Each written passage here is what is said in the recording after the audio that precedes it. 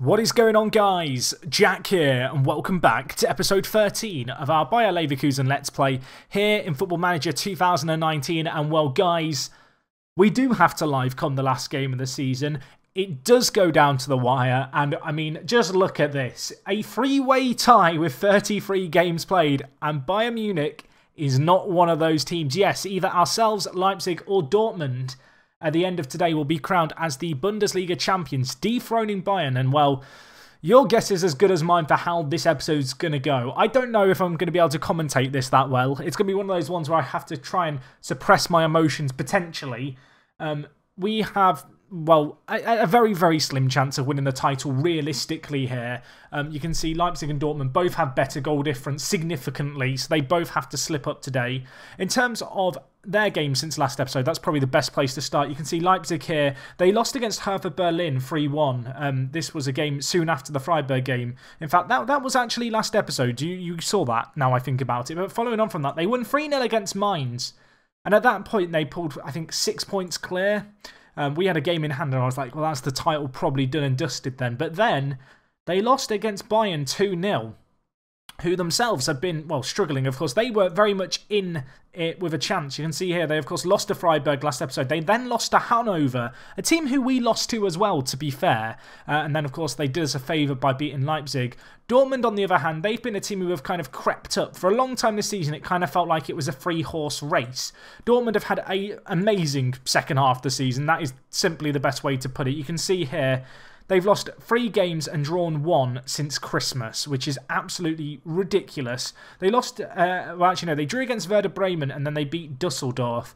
You'd have to say, going into this, they are potentially the favourites. They play Gladbach in 11th. Just to look at Leipzig's game here, you can see they're going to be taking on Schalke in the German Cup final, but they've got Werder Bremen in 7th today, who are not going to be pushovers. And, of course, that's a team who Dortmund played and drew against. So, really, there is everything to play for here. Of course, we have played 2 games since you were last here. We've continued on with our fine form. Of course, that win against Hoffenheim last time out was a great little result for us. Since then, 2 wins, 2 clean sheets, both at home, where we've been pretty solid at home in general, to be honest. Throughout this entire season, our home form has actually been kind of our saving grace. If we just look here, you can see, looking at home record, we've only lost 1 game at home. We've just drawn too many. That's kind of been the fundamental issue when it's come to our home form. In terms of away form, to be honest, we've been great on the road. I didn't realise how good we've been on the road. We are top in terms of points, but that's because no other team's really that great away from home, it seems like. Yes, we've lost 4, but we've not drawn many, whereas it's kind of been the reverse at home.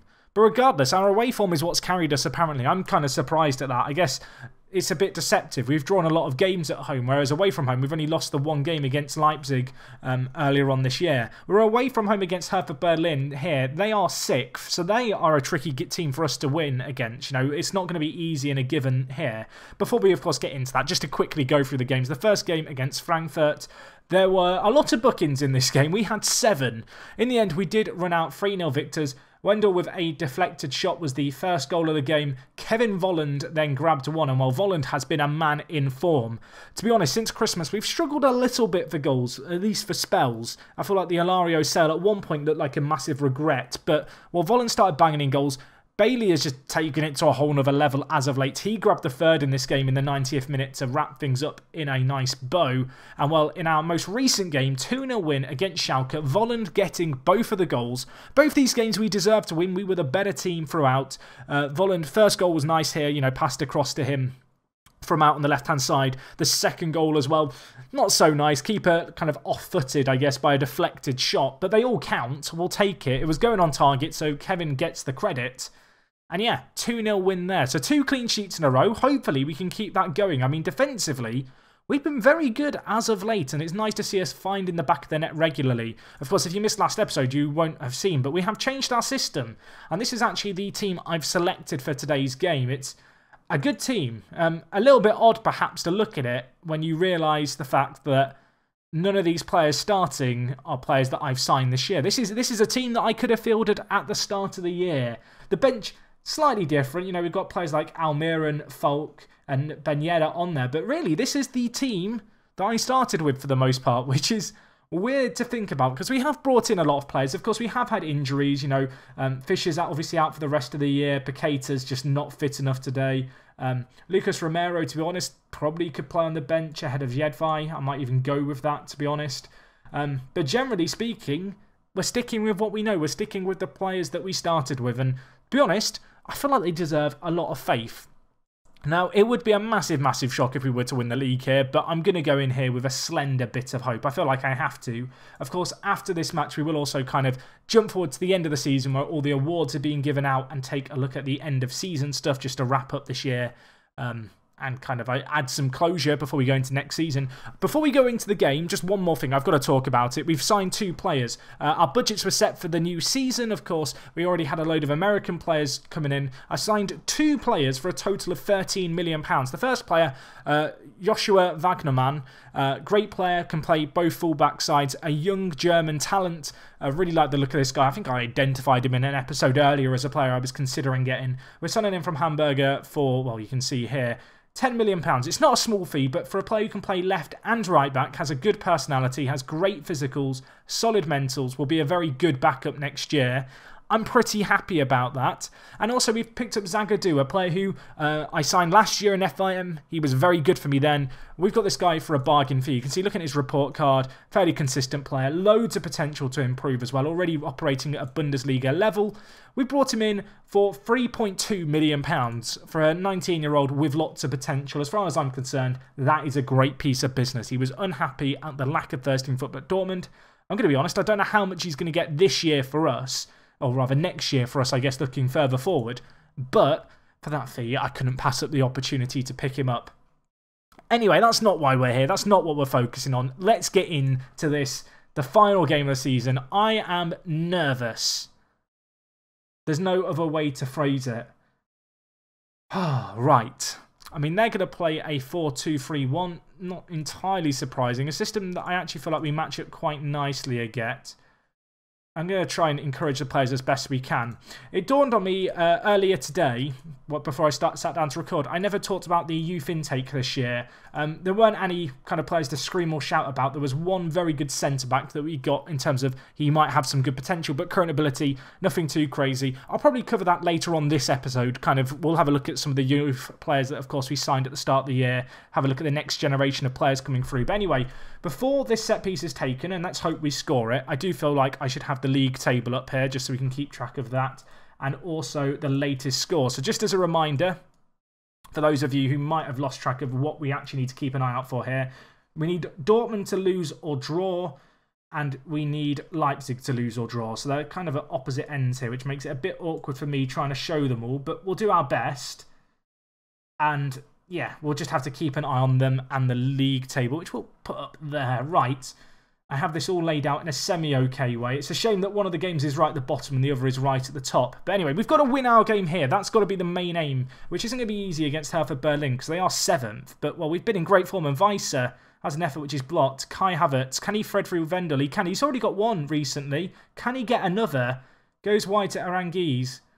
To Vendel again. Nice build-up play here. Can we find some end product? The ball there, not ideal, but Vendel's still with it. Kai Havertz hits it like a sledgehammer into the back of the net.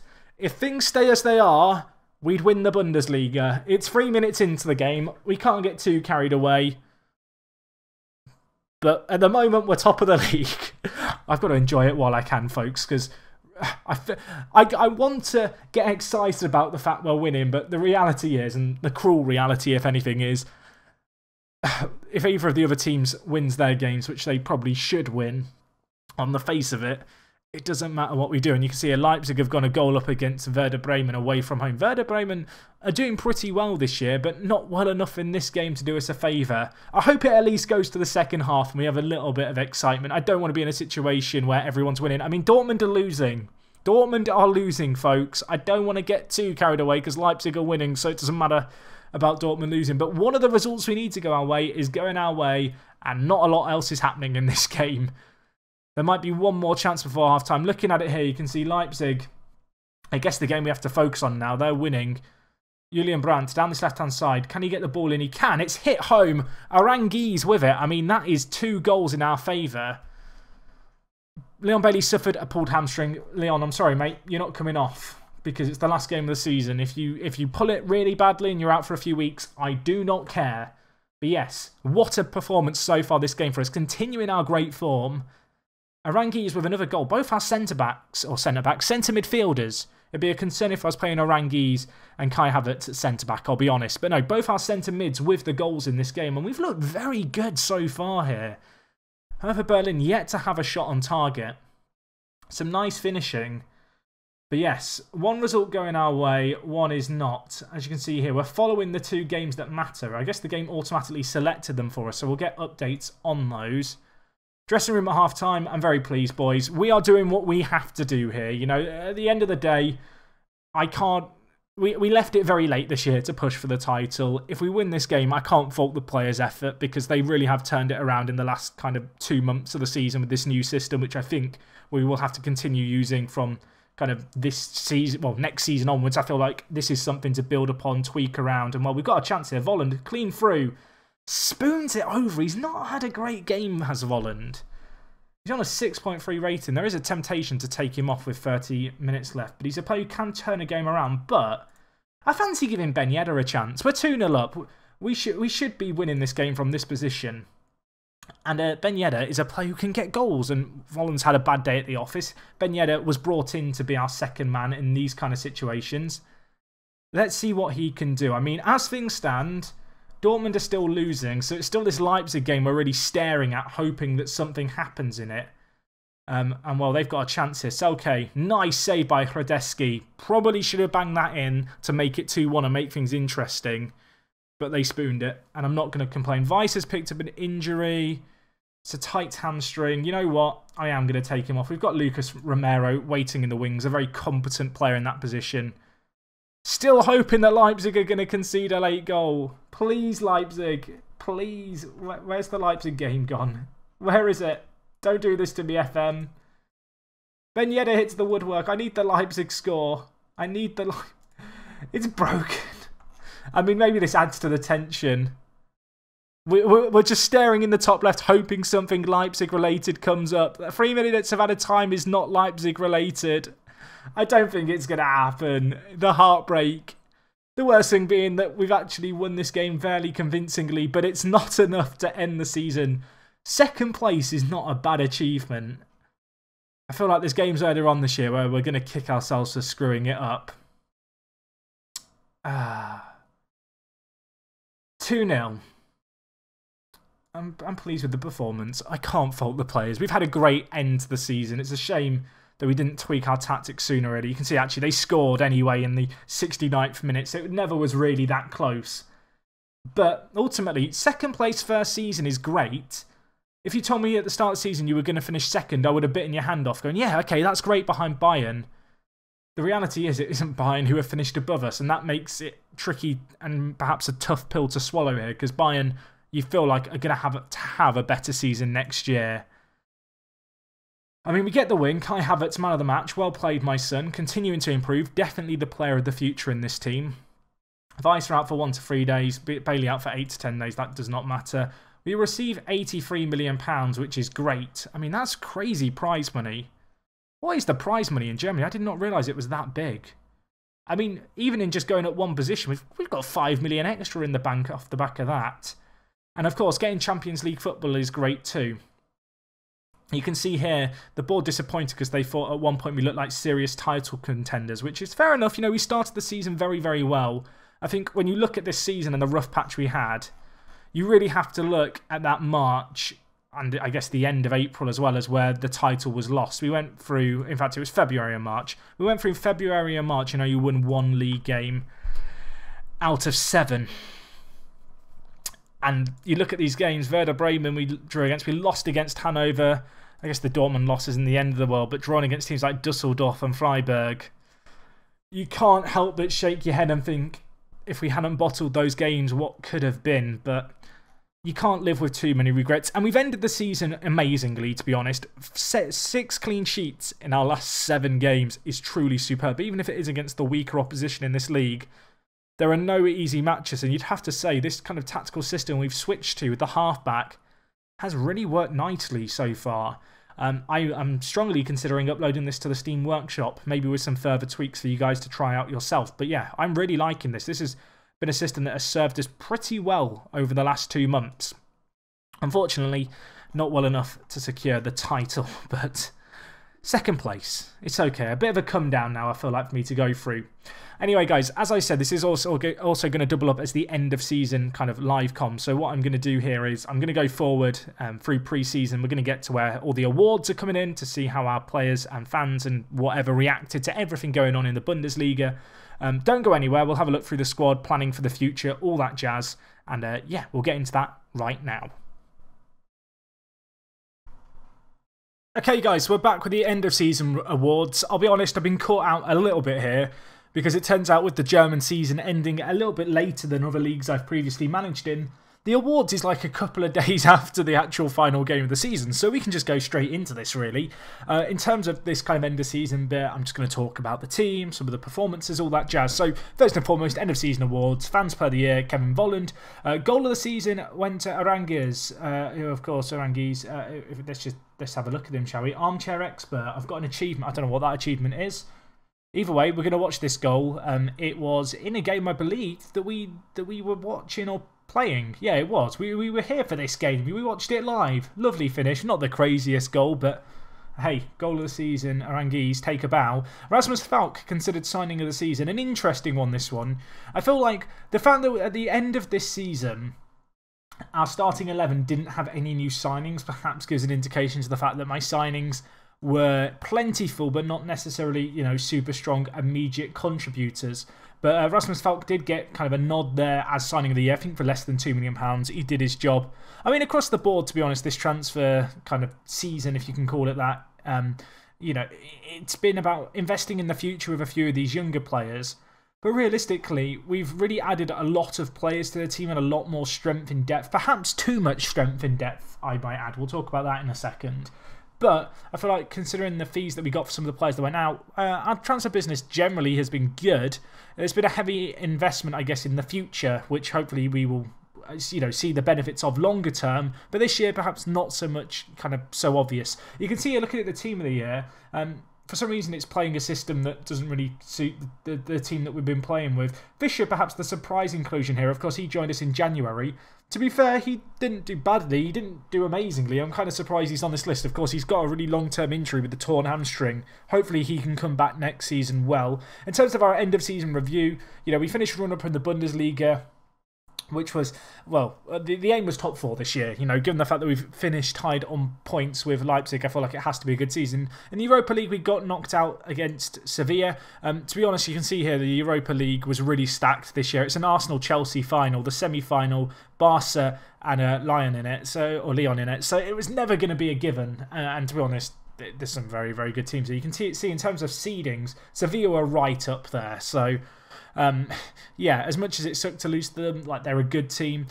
German Cup was disappointing, but we lost to Leipzig, who we didn't beat this year. That's got to be the aim for next year, I guess, to beat them at least once. Match of the season was actually a live con that we did right back at the start of the season. It was against Bayern, the 1-0 win there, and the moment to forget the 4-1 defeat.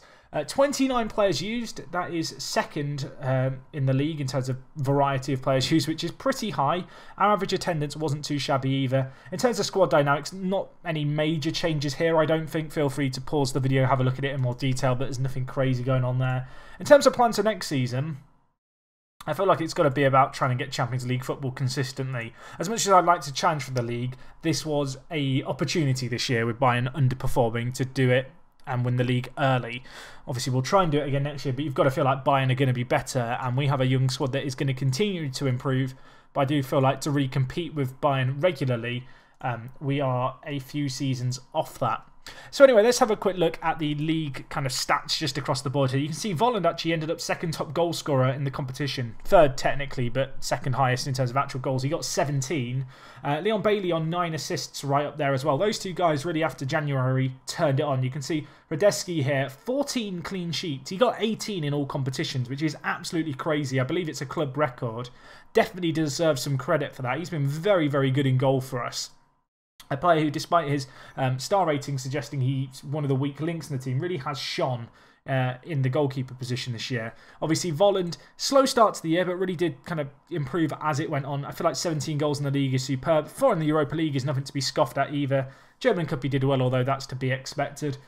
All in all, a very solid season for Kevin that I'm hoping he can build off. If there was one criticism I'd have of him, it'd be that he either turned up and performed amazingly or just didn't turn up at all. And there's times where you just need a striker to be the link-up man, and it just felt like Volland was either red hot on fire or just completely off his game, which is always a bit tricky when a player's that inconsistent. Leon Bailey, top of the assist charts, 9 for him, 7.16 average rating. Not the craziest. Again, I feel like as a team, perhaps we were guilty of having these games where we were on fire and then games where we really underperformed.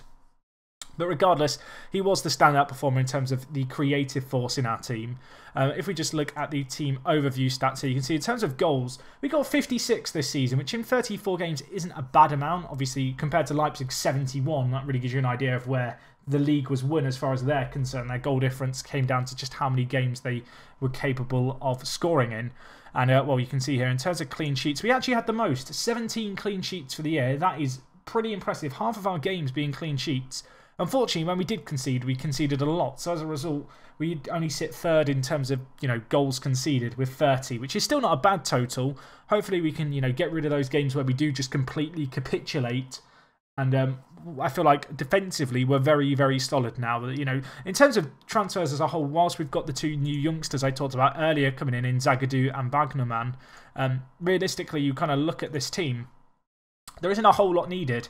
The squad's a little bloated, if anything. If I was to look at players I might consider getting rid of, I think Lars Bender perhaps comes into the equation. He's been kicking up a bit of a fuss. He's 30 years old, valued at 18 million. There's a few clubs in China who have been interested in him. If I could get 20 million for him, I'd probably take it at this point. For the latter half of the season, he's been coming on off the bench, really.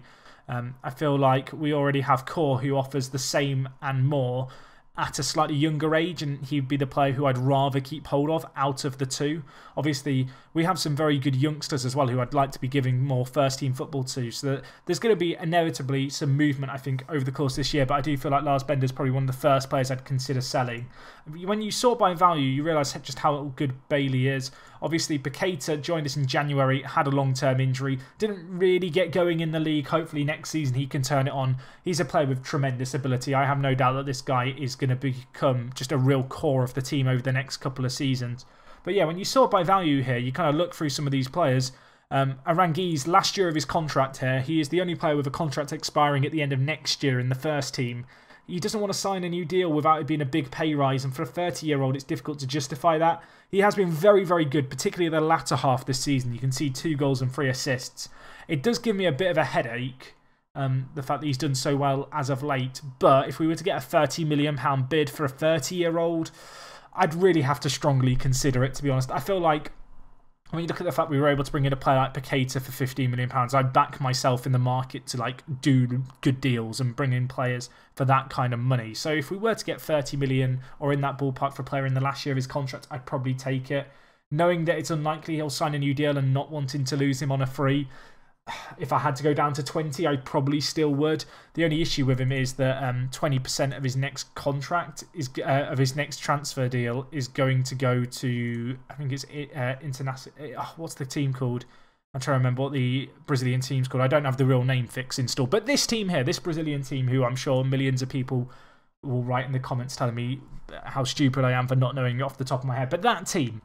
But yeah, when you look at this team as a whole, there's just so much potential in the first team. We've got players like Sandro Tonali, who was out on loan this year, Mönchengladbach. He's going to come back into the team and I feel like have a role to play next year. There certainly might be a turnover of players here. We've invested in a lot of youngsters. You kind of look at this first team now.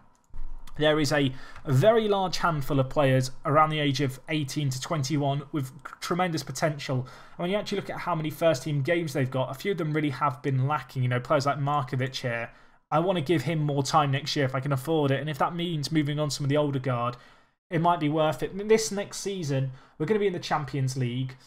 I don't expect us to necessarily challenge for the title, although that has to be the aim ultimately. But perhaps next season will be a case of taking one step backwards in terms of getting rid of some of the more experienced players, but still really, aiming for top 4, of course, to give them a season to really improve, get lots of first-team football with the intention of, not next season, but the season after, really going for the title there with a bit more of an experienced team.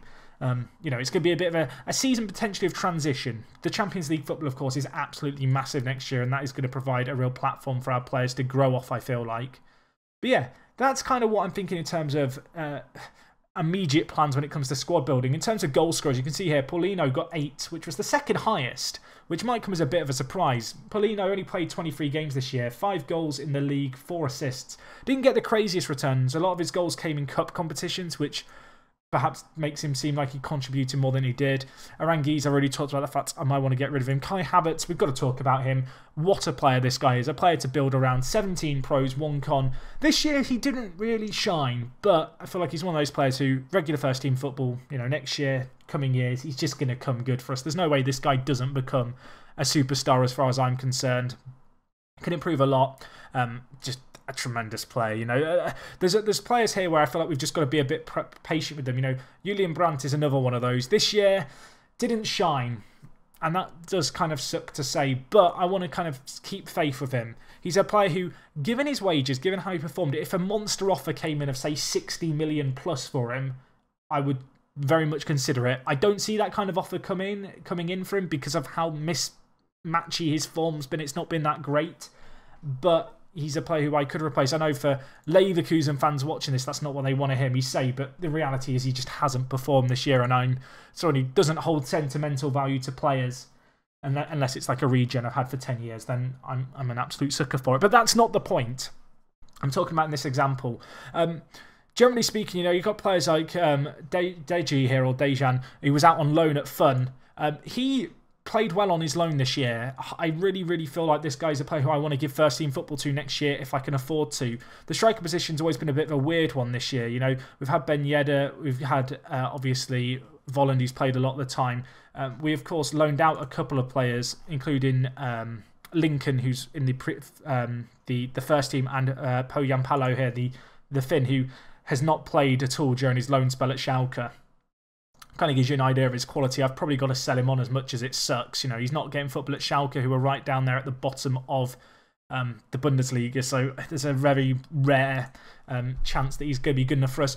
Deji here, though, has loads of room to improve. He's performed well on his loan. I want to, you know, stick with him. Lincoln as well, great player. Some potential in him. Was on loan at Hanover. He broke his foot, which was a big, big blow about a month ago. That has impacted his development slightly, but regardless, at 18 years old, a player who it's hard not to be excited about at this point as a player for the future. And, you know, with Ilario moving out, I do feel like there's an opportunity perhaps for them to step up and play the striker role for us. Ben Yedder, we brought him in. He's happy to be a backup. He's not on the smallest wages for a backup. This year, he didn't really get enough opportunities. I feel like it's harsh to judge his average rating because more than half of his appearances were on off the bench for the last 20 minutes. It's always going to drag down. You don't have as much time to have that impact on the game to get the average rating up, so I wouldn't read too much into that. But yeah, when you kind of look across the team as a whole, I feel like, if anything this year, there's going to be a bit of kind of shaving off some of the older players, maybe trying to slim down this squad a little. Our squad depth is just superb. I mean, you look at it here, it's crazy. If we just look at it and filter to a minimum of 3 stars, even at 3 stars, you'd have to say there is kind of potential across the board. Retsos this year has just improved crazily as a centre-back. Jonathan Tart, on the other hand, has just been pretty underwhelming. I mean, when you compare the two players here, Retsos is probably becoming better than him. Bar the physicals, which I think Tart still maybe just has him beat on, the 20-year-old is probably going to be fighting for that first-team spot this year. It does make me question, if the right offer came in for Sven Bender, should I sell him? At 30 years old, on his wages, yes, he's kind of in his prime. Yes, he's a very important player for our squad. But he's not the quickest. He's not the craziest in the air. If the right bid came in for him, should I be taking him? And the answer is potentially. You know, he's done well this year. He was 3rd in the Fans Player of the Year with a 7.03. But I'm just unconvinced as to what his long-term fate is. And with us having Zagadou coming in, who I feel like is good enough to play a role as a good backup centre-back for us, and with us also having Markovic, of course, the youngster here, who I want to give some first-team football to next year, you've got to question where both the Bender brothers really fit into the first team. So, yeah, lots of dilemmas. I was going to talk about all the player stats in detail and who the performers were. You can pause and have a look at them here. I've kind of gone on a tangent where I'm now self-rambling about what I'm thinking in terms of squad building. If there was one position I immediately wanted to add a player in, I don't know where I'd go. I feel like the midfield is pretty sorted. You kind of look at our squad depth here. You know, in the centre mid department, we're fine. Even if you remove both the Bender brothers and Durangis, like, there is enough players here, I think, that we have that strength in depth. I'm now thinking to myself, where would I actually improve it? I was going to say fullback, but to be honest, we've got good fullbacks, and we've also obviously brought in Wagnerman, who I see as a long-term solution to either right back or left back, whichever we feel like we need to address soonest. So we've even kind of got that covered. I genuinely don't know what I'm going to do. I really need to go and have a sit and a long thought about it. I did mention before about our under-19s. Our under-19s this year, well, I talked about our regens that we had, you might remember. I talked about the good centre-back. That was this guy, Jan Borner, who is a good centre-back. He's not the craziest in the air, but he looks like a good player with some potential. And out of our youth intake this year, he was the best. Of course, there were some players we signed right at the beginning of the year. Friday Okoye still looks like the best of the bunch, to be honest. 19 goals in 19 appearances in the German Cup. Assel has also come on leaps and bounds this year. To be honest, the whole kind of young setup here has come on well. As you can see here, Jurcic looks great too. I mean, there's just lots of players. I could go through them all, but some of these are regens. Some of them are real players as well. Players like Christopher Scott here looks like he could become a real star player for us. I'm particularly excited to monitor his progress. Vidra had a longer-term injury, but he's come back since then and improved a lot, the 16-year-old. Again, these players are a long way off the first team, but I feel like it's worth just having one or two of them on your radar. Again, if I was going to identify one, I think Friday Okoye stands out as the player most likely to be able to break into the first team. He's not even 16 yet, and he looks like a superb player for us. If we just look at past matches, you can see here our under-19s team lost in the Youth Championship final against Cologne. It was 2-0. But regardless, to get to the final was just superb. You can see they won the semi-final. You qualify for this competition through finishing first or second in one of the two under-19s leagues. You can see we knocked out Bayern's under-19 team in the semi-final, which was good. And yeah, I feel like our team as a whole deserves quite a lot of credit for that, because that's not a bad achievement at all. You kind of look at it over the two legs, we were the better team. I don't know if I can get to it here. Can I get to it through this? I can.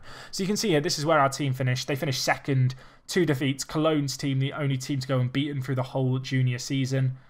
You can see our defeats coming against them, and actually Dortmund, who finished only 2 points behind us. Friday Okoye, the highest average rating out of everyone here. 6th player of the matches for him as well. Just shows how good he's been this year. I wonder, are there any other of our players who did particularly well in the stats here? I'm curious now. Let's have a look. Player overview. So goals scored. Friday Okoye was up there. In terms of most assists, we don't have any players there. Christopher Scott got the most distance covered per 90 minutes. It's actually weird. All of our players are up there. I feel like that must be a bug, but I'm going to claim that for now. Most key passes, Scott was right up there. In fact, you can see here, look at our team. Lots of key passes made by our team. These stats don't seem weird, the fact that we've got so many, but I'm not going to complain. Most clean sheets. We got third there with 9, which kind of sums up our tactical system quite well. Not the best defensively all the time. I say that. It's been pretty good defensively, but I feel like for the most part, our youth team has been playing the gegenpressing style, which definitely has mixed results. Vidra, most red cards, getting into the tackles, my son. I'm kind of proud of him there. Just looking at average ratings. Are there any of our players? Vidra, actually, 7.2. And a few of our existing players like Jan Boller, who, I mean, he's good, but he probably doesn't have the potential to make it ever in the first team. You know, there's a few players who are very good at the start. This guy as well, Bukasu, could continue to develop, could become a first team player for us, but seems a little far off. I guess this guy, I'm going to call you AD for short, but AD here, he could become good enough. But again, I just feel like we've got better players. When you compare him to Tonali, who really isn't a dissimilar player, you kind of just realise that he's just not quite in the same ballpark as Tonali. You know, same age, same position.